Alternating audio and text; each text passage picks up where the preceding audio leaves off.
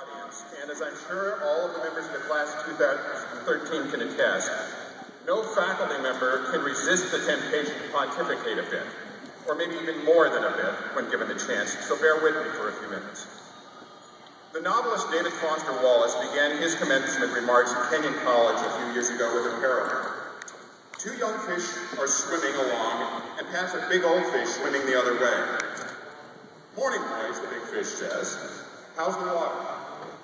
The young fish swim on for a bit, and when one turns to the other and asks sheepishly, "What's water?" If we've done our job over the last few years, you've had that "what's water" experience many times, whether in a philosophy class, a biology lab, or just a late-night bowl session with friends.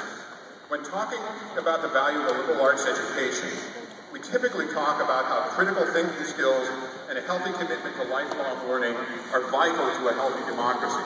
And that's true. But as David Foster Wallace pointed out, what's most vital about your education here isn't your capacity to think. It's your enlarged capacity to choose what to think about, to notice the plain, simple truths that are around you in plain sight. How many times have you slapped yourself on the forehead after a lecture and said to yourself, "Wow, I never imagined such things were possible"?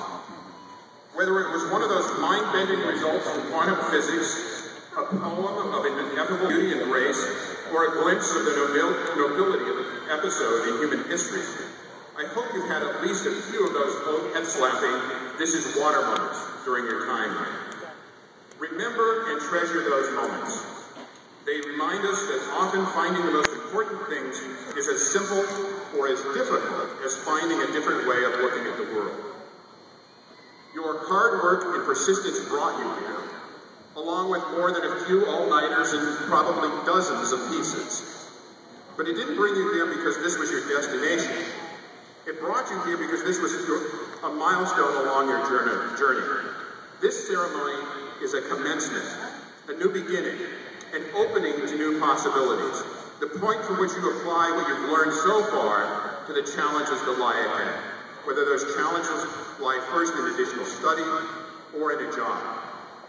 In less than a couple of hours, you will walk out the doors of Gamble as the newest UConn alums. But you won't walk out those doors alone. You reach this milestone because friends, teachers, mentors, and family supported you along the way. Please take the time to thank them, and especially your mothers and grandmothers on this very special day.